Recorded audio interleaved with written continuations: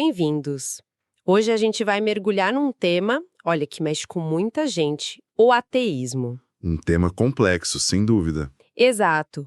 E para guiar nossa conversa, a gente está usando o livro Ateísmo, uma breve introdução, do Julian Baggini.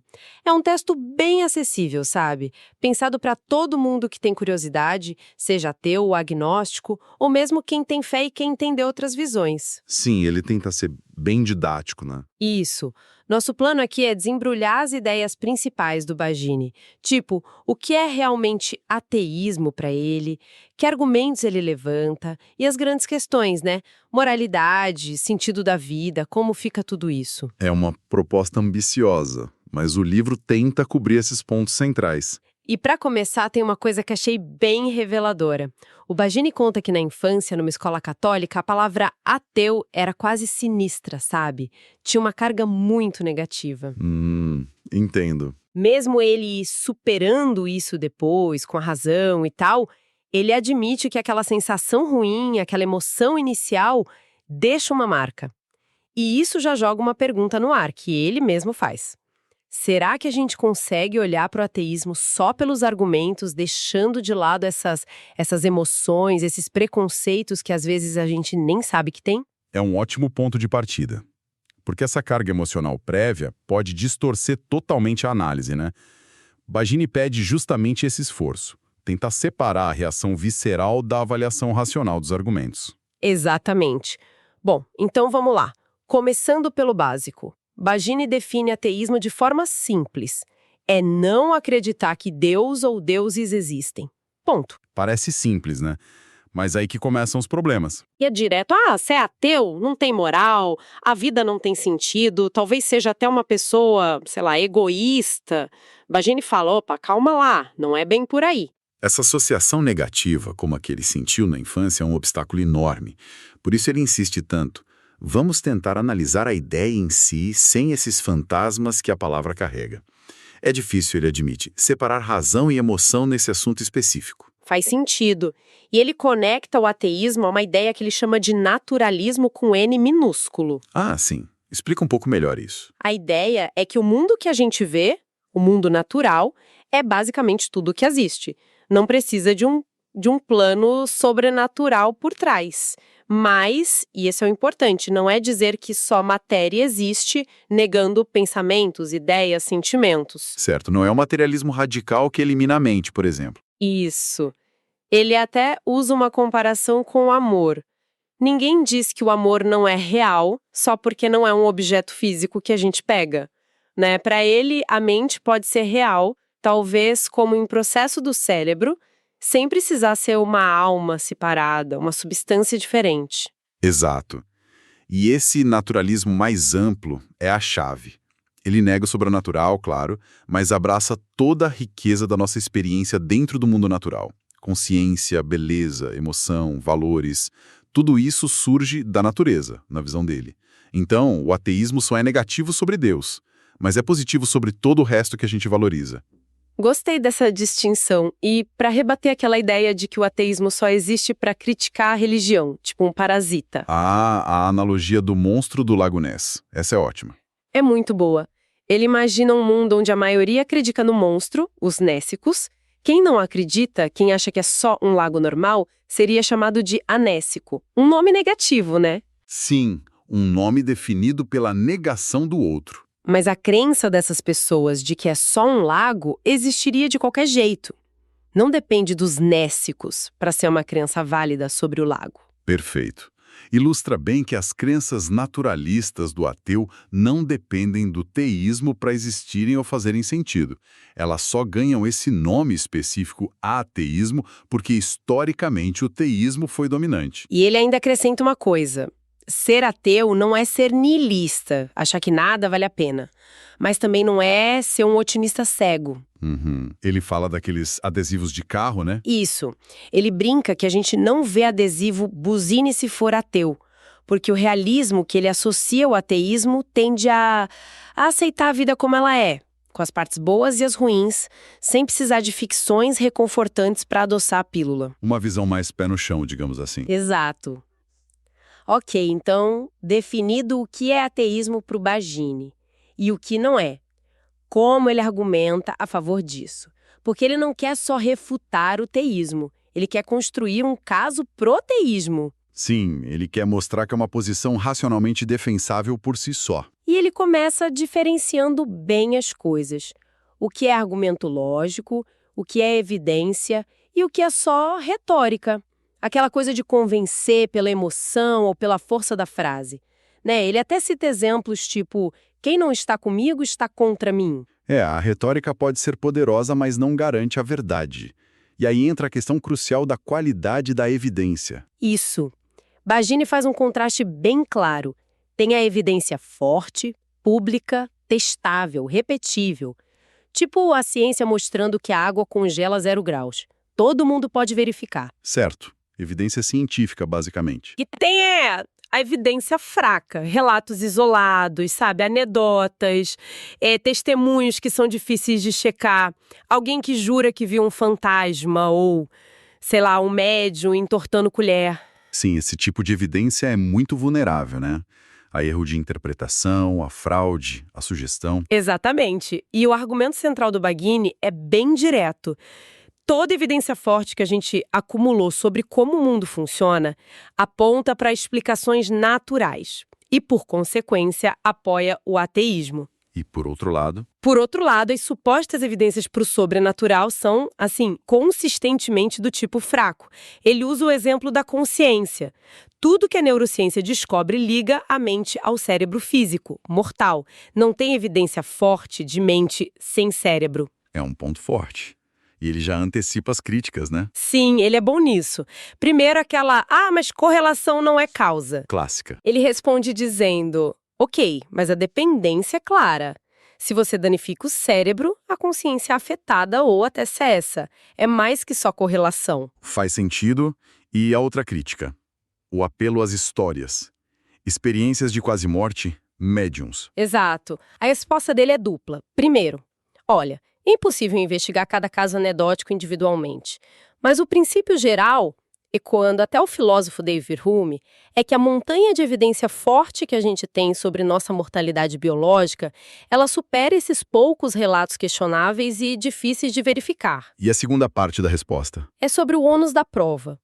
Quem tem que provar algo é quem afirma o extraordinário sobrenatural baseado em evidência fraca, não quem se baseia no que a ciência e a evidência forte indicam. Entendi. A responsabilidade da prova é de quem faz a alegação em comum. Isso. E aí tem aquela frase famosa, ausência de evidência não é evidência de ausência. O que você acha disso? É uma frase que pode ser mal usada, né? Pois é, e o Bagini refina isso com a analogia da geladeira. Achei ótima. Conta aí. Se você procura manteiga onde ela deveria estar dentro da geladeira e depois de procurar direito não acha, essa ausência de evidência é sim uma boa evidência de que não tem manteiga ali, sacou? Claro, se você procura onde deveria encontrar e não encontra, isso significa alguma coisa. Exato. Então, para o Bagini, a evidência para o ateísmo vem, em parte, dessa falha constante em achar evidência forte para Deus ou para o sobrenatural onde a gente esperaria encontrar. E isso somado à quantidade enorme de evidência positiva que a gente tem para as explicações naturais. Ok, mas aí surge a pergunta. Por que não ser só agnóstico? Afinal, certeza absoluta a gente não tem de quase nada. Boa pergunta. Bagini argumenta que a gente exige essa certeza absoluta de forma muito seletiva. Ninguém fica agnóstico sobre se o Papa é um robô disfarçado ou se unicórnios existem. Verdade. A gente simplesmente descarta essas ideias por falta de boas razões para acreditar nelas. Isso. A falta de 100% de certeza não obriga a gente a ficar em cima do muro quando toda a evidência aponta fortemente para um lado. Faz sentido. Não precisamos de certeza matemática para formar crenças racionais. E aqui ele traz uma distinção que eu achei muito útil. A diferença entre ter uma crença firme e ser dogmático. Usando a ideia de falsificabilidade, né? Exato. Ser dogmático é achar que sua crença é infalível, impossível de estar errada. Já um ateu não dogmático, como ele descreve, pode ter uma convicção forte baseada nas evidências que tem. Mas reconhece que, em teoria, poderia estar errado. Se surgissem evidências novas e muito fortes em contrário, ele estaria aberto a mudar de ideia. Isso. Me parece um equilíbrio bom, né? Evita a paralisia da dúvida total, mas também evita a arrogância de achar que já sabe tudo. Sim, uma postura de confiança baseada em evidências, mas com humildade intelectual. E ele menciona os métodos de raciocínio por trás disso. A indução. Que é aprender com a experiência, né? A gente vê que explicações naturais sempre substituíram as sobrenaturais para coisas que antes eram um mistério. Doenças, raios, o movimento dos planetas. A indução sugere que os mistérios que ainda restam provavelmente vão pelo mesmo caminho. E a abdução? Nome complicado. Mas a ideia é simples. A inferência a favor da melhor explicação. Qual teoria explica mais coisas de forma mais simples e coerente? Bagini argumenta que o naturalismo ateísta explica melhor a diversidade religiosa como fenômeno humano, a existência do mal e do sofrimento sem propósito aparente, a ligação cérebro-mente. Entendi. É a explicação que encaixa melhor as peças do quebra-cabeça do mundo como a gente observa. Exatamente. E aquela acusação clássica: ah, mas ateísmo é só mais uma fé. Como ele responde a isso? Ele desmonta isso de um jeito interessante. Primeiro, ele pergunta: o que significa fé aqui? Se for só acreditar em algo sem prova matemática absoluta, bom, quase tudo seria fé, né? Até a ciência exige um grau de confiança nos métodos e resultados anteriores. Nesse sentido, a acusação perde força. Certo, mas e no sentido mais religioso? Aí sim. Se fé significa acreditar apesar da evidência, ou contra a evidência. Ele até lembra das histórias de Abraão sendo testado, ou de Tomé precisando ver para crer. Aí o ateísmo seria o oposto. Exato. Porque o ateísmo, como ele o defende, se baseia justamente na avaliação da evidência e da razão. A crença religiosa no sobrenatural, por definição, parece exigir esse salto de fé, para além do que a evidência forte mostra. Entendi a diferença. E para fechar essa parte, ele fala rapidinho da aposta de Pascal, né? Sim, aquela ideia de apostar em Deus porque, se ele existir, o prêmio é infinito. Bagini critica isso por várias razões lógicas. Ignora as probabilidades reais, ignora que existem muitas religiões diferentes para apostar. E ele propõe uma aposta reformulada. Propõe. Basicamente, se existir um Deus que seja realmente bom, ele provavelmente vai se importar mais com a nossa conduta, se formos pessoas boas, do que com o rótulo da nossa crença ou como a gente rezava. Ou seja, a aposta mais segura, mesmo para quem está na dúvida, seria Simplesmente tentar ser uma boa pessoa, agir eticamente. o que nos leva direto para o próximo ponto quente: a ética. Aquela frase famosa do personagem Karamazov do Dostoiévski: se Deus não existe, tudo é permitido. Será mesmo? É talvez a objeção mais comum ao ateísmo, né? A ideia de que sem Deus a moralidade desmorona. E o Bagini já começa com humor falando que quem pensa isso nunca tentou estacionar em lugar proibido em Londres num sábado. Tipo, existem leis humanas, consequências sociais. Claro, a sociedade funciona com regras, independentemente da crença religiosa da maioria. Mas ele vai além do humor, né? Usa um argumento filosófico forte. Sim, o dilema de Eutífron, de Platão. É antigo, mas poderoso. Pode relembrar pra gente? A pergunta é: uma coisa é boa porque Deus manda, ou Deus manda fazer aquilo porque a coisa já é boa em si mesma? E as implicações de cada resposta? Se for a primeira opção, é bom porque Deus manda, então a moralidade virá algo arbitrário. Deus poderia ter mandado a gente torturar crianças e isso seria bom? Complica, né? Complica muito. Torna a bondade dependente de um capricho divino. E se for a segunda opção, Deus manda porque já é bom. Aí significa que existe um padrão de bondade independente da vontade de Deus. A bondade não vem de Deus, ele apenas a reconhece ou ordena. O que no fundo apoia a ideia de uma ética secular, independente da religião. Exatamente. A conclusão do Bagini é que para a moralidade não ser só uma ordem arbitrária, ela precisa ter um fundamento que não seja apenas a vontade divina. Mas então, por que tanta gente ainda liga direto moralidade com Deus? De onde vem essa ideia tão forte? Bagini sugere algumas razões. Talvez uma confusão entre lei, que geralmente tem um legislador, e moralidade, que pode ser mais sobre princípios. E também o peso da história.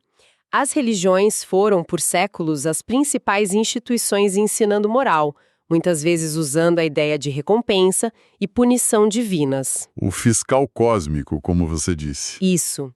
Tirar Deus da jogada tira esse fiscal, mas não elimina a própria noção de certo e errado que a gente tem. Aliás, ele até provoca um pouco. Provoca como? Ele questiona: agir certo só por medo do inferno ou para ganhar o céu, isso é realmente ser moral? Ou é só ser prudente? Tipo, um cálculo de interesse próprio? É uma boa pergunta. A motivação importa na ética? E aí, talvez, o ateu que age bem sem esperar recompensa ou temer castigo divino, puramente por considerar aquilo certo a fazer, talvez essa pessoa tenha paradoxalmente um mérito moral até maior. Interessante. E ele também fala da responsabilidade da escolha, né? Usando os existencialistas. Sim, ele recorre a Kierkegaard para dizer que a escolha moral é nossa, intransferível. Ninguém escapa dela. Mesmo quem segue ordens divinas, como Abraão na Bíblia, teve que escolher acreditar que era Deus falando e escolher obedecer. Não dá para terceirizar a responsabilidade moral, no fim das contas. Exato. Nesse ponto, religiosos e ateus estão no mesmo barco. Mas Baggini acha que o ateu talvez perceba essa responsabilidade pessoal de forma mais aguda, mais direta, por não ter um manual divino para seguir cegamente. Ok. Mas se a moral não vem de Deus, vem de onde? Qual a fonte? Aí o Baggini não dá uma resposta única e fácil. Ele explora algumas possibilidades. Pode vir da empatia, da nossa capacidade natural de se importar com o outro, com o bem-estar alheio. Talvez seja algo mais instintivo. A razão entraria depois para organizar e justificar essa empatia inicial. Talvez. Ele menciona Hume, né? A razão é escrava das paixões. A motivação viria da emoção, da empatia, e a razão ajudaria a aplicar isso de forma consistente. O ponto central para ele é: a força da moralidade, a seriedade dela, vem do valor que nós atribuímos a ela e aos outros seres humanos. Não precisa vir de fora. E ele apresenta algumas ferramentas da filosofia para pensar sobre isso, né? Sem precisar de religião. Sim. 3 grandes abordagens, não como sistemas fechados, mas como caixas de ferramentas para o raciocínio ético. Quais são elas? A busca pela eudaimonia, a vida boa. Isso. Depois, o consequencialismo. Aqui, o foco é nos resultados das ações. Uma ação é boa se traz boas consequências, se aumenta o bem-estar geral e diminui o sofrimento. O famoso o maior bem para o maior número em algumas versões. Exato. E por último, a ética kantiana, baseada na ideia de universalidade. O princípio moral tem que valer para todo mundo em situação parecida. A regra de ouro, né? Não faça aos outros o que não quer para si.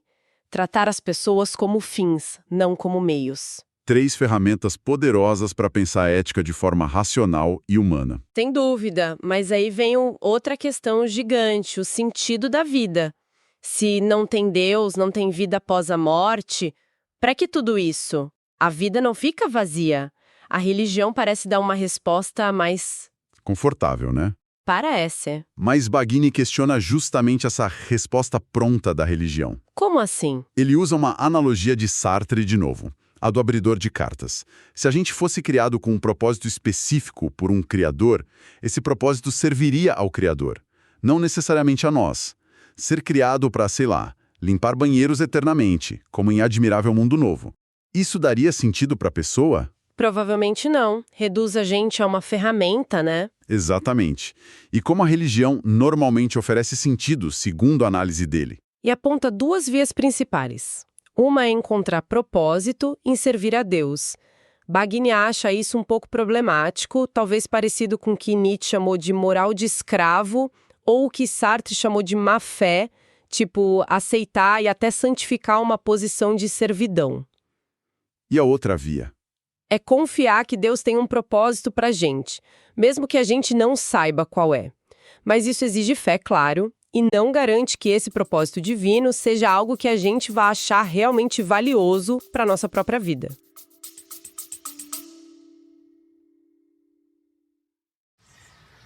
Olá a todos. Nesse vídeo eu gostaria de convidar vocês a conhecer, né, os meus livros, né, são vários, mas aqui eu vou mostrar para vocês 2 livros que estão impressos, né, que eu imprimi. Um deles é de Bíblia, né, a Fábrica de Absurdos, né. Esse livro basicamente fala da história de Jesus visto de um ponto de vista cético, né, visto de um ponto de vista de teoria da evolução. Então eu queria convidar vocês a conhecer o livro, né? O livro faz uma análise da história de Jesus, mas sempre pensando do ponto de vista cético, né? E sempre pensando do ponto de vista de que a história de Jesus foi uma história construída com um objetivo muito parecido com personagens de quadrinhos como Wolverine, Superman. São personagens que foram criados em momentos específicos da história, né? No caso do Superman, foi uma depressão nos Estados Unidos. Nós temos Jaspion, todos esses personagens que são criados por culturas como a japonesa, em momentos de dificuldade. Jesus foi muito possivelmente criado em um momento difícil no Império Romano, no qual havia muita repressão da parte do Império Romano. Então, um convite para vocês conhecerem. O segundo livro que eu queria sugerir para vocês é A Revolução Ateísta, né? A Revolução Ateísta é um livro relativamente curto, como vocês podem ver, no qual eu faço uma análise, a introdução nesse caso, né? O livro será lançado em volumes, né? Esse aqui é o volume 1, a introdução. Os outros volumes ainda não estão disponíveis, mas vocês já podem encontrar na Amazon. Então eu queria convidar vocês a conhecer o meu livro A Revolução Ateísta, a Última Minoria Silenciada. Então, se não vem de um propósito divino, de onde o ateu, e talvez todo mundo, na verdade, pode tirar sentido para a vida? Baggini explora várias fontes bem pé no chão. Por exemplo, Objetivos que a gente mesmo escolhe. Buscar realizações, aprender algo novo, criar uma família, lutar por uma causa. O risco é o fracasso. Ou aquele vazio depois que a gente consegue, né? Mas ele diz que se a jornada for boa e a conquista trouxer algo duradouro, isso dá muito sentido. ok, objetivos autoescolhidos. Que mais? O valor intrínseco das coisas. Sabe aquela cadeia de perguntas por quê? Por que você trabalha? Para ganhar dinheiro. Por que quer dinheiro? Para ter conforto. Por que quer conforto? Para ser feliz. Por que quer ser feliz? Bom, porque ser feliz é bom. A cadeia acaba em coisas que valem por si mesmas. O sentido não está só no fim, está no processo, no gostar das coisas. O prazer de uma boa comida, uma conversa, a beleza da arte ou da natureza. Ter bons relacionamentos, um trabalho que você acha minimamente significativo, momentos de alegria, qualidade de vida. Para muita gente, segundo ele, isso já é sentido suficiente. Não precisa de um plano cósmico grandioso. Uma visão mais modesta, mas talvez mais realista, de onde encontrar significado. E isso leva a uma frase-chave dele no livro. A vida é a própria resposta. O valor pode estar nesta vida, aqui e agora, não só como uma preparação para outra coisa. Ele cita um escritor, Ray Bradbury, que dizia algo como: quando a vida tá boa, a pergunta por que viver nem faz sentido. O valor está no próprio viver. É uma perspectiva interessante. E o que ele diz sobre o hedonismo? Buscar o prazer como sentido principal. Ele é um pouco cético. Diz que prazeres são muito passageiros. Uma vida dedicada só a caçar o próximo prazer pode ser cansativa e, no fundo, meio vazia. A satisfação mais duradoura geralmente vem de coisas com mais substância. Entendo. E a morte? Esse é o elefante na sala para muita gente, né? A ideia de que a finitude anula todo o sentido. Sim, ele encara isso de frente e argumenta o contrário. Como assim? Ele diz que a finitude não anula o sentido. Pelo contrário, muitas coisas que a gente valoriza, um jogo de futebol, uma peça de teatro, uma viagem, tem sentido justamente porque tem um fim. Se fossem eternas, talvez perdessem a graça, a urgência. A eternidade poderia ser entediante, né? Diluir o valor de cada momento. Exato. Ele pergunta: se estados eternos, tipo o nirvana budista, podem ter valor em si, por que a nossa vida finita, aqui e agora, não pode ter valor também? A vida não precisa ser infinita para ter sentido. Só precisa ser longa o suficiente para a gente viver coisas que valham a pena. Embora ele admita que, pessoalmente, adoraria ter mais tempo com saúde.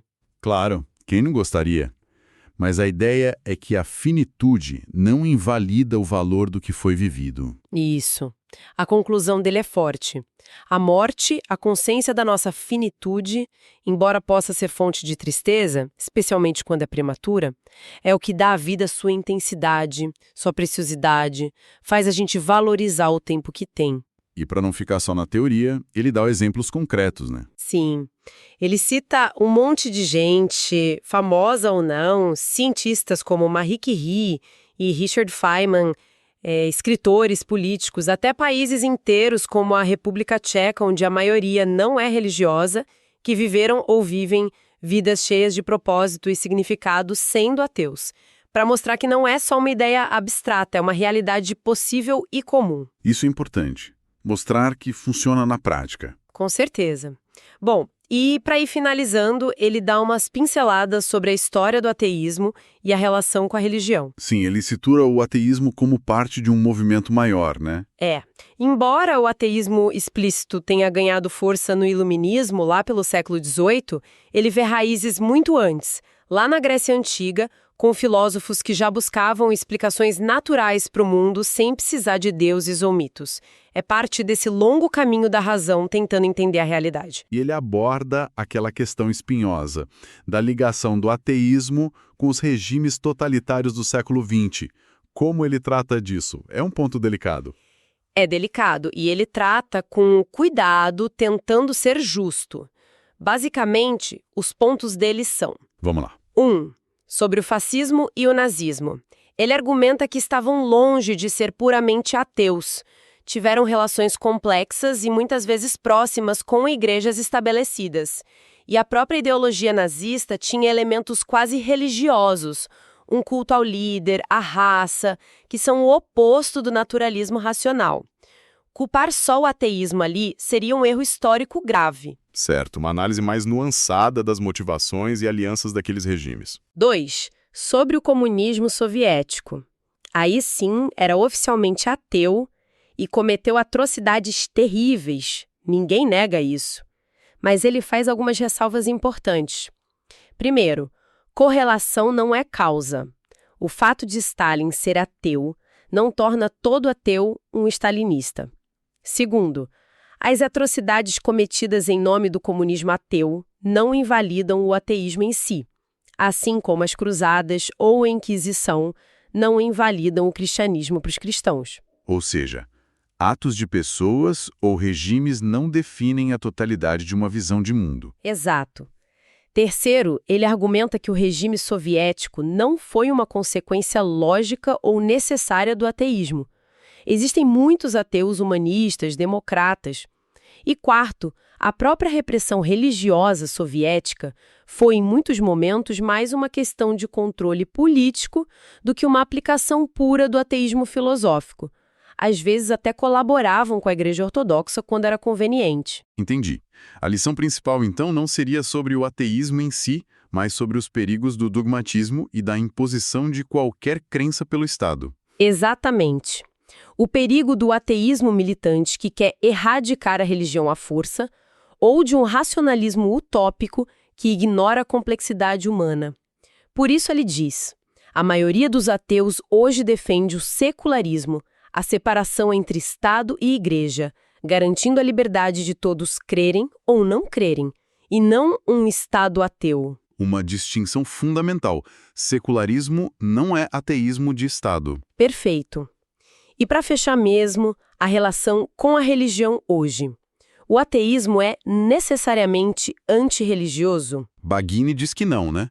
Pelo menos não no sentido de hostilidade obrigatória. Isso. Ele diz que o ateísmo é antirreligião apenas no sentido de que considera as afirmações centrais das religiões sobre Deus, sobrenatural, como falsas. Mas isso é uma discordância intelectual. Não precisa haver ódio ou perseguição. O ateísmo mais agressivo, que ataca a religião e os religiosos, existe, claro, mas não define o ateísmo como um todo. E ele até revisita os argumentos a favor de Deus, né? O cosmológico, o teleológico. Sim, bem brevemente, ele conclui que eles não funcionam como provas lógicas definitivas, no máximo podem servir para mostrar que acreditar em Deus não é totalmente irracional, mas não provam a existência de Deus. Ele reconhece que, para a maioria dos religiosos, a base da fé não é a lógica, é a experiência pessoal, a convicção íntima. Enquanto o problema do mal, a existência de tanto sofrimento, continua sendo um argumento forte contra a ideia de um Deus bom e todo-poderoso, do ponto de vista ateu. Exato. No fim das contas, o Bagini, mesmo sendo um ateu convicto, parece defender uma postura mais aberta ao diálogo, baseada na razão, mas sem dogmatismo. Ele prefere o avanço gradual do pensamento crítico à hostilidade. Uma abordagem mais construtiva, talvez. Foi o que me pareceu.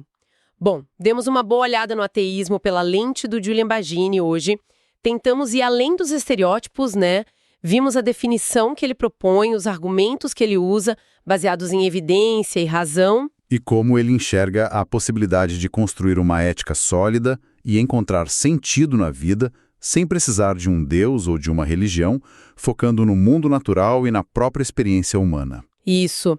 A ideia central do livro não é apresentar o ateísmo como um buraco, um vazio, mas como uma visão de mundo potencialmente positiva, ancorada na razão, no naturalismo, na nossa capacidade de criar valor. E ele termina com a metáfora bem forte, que você mencionou antes, a do amadurecimento. Sim, é poderosa.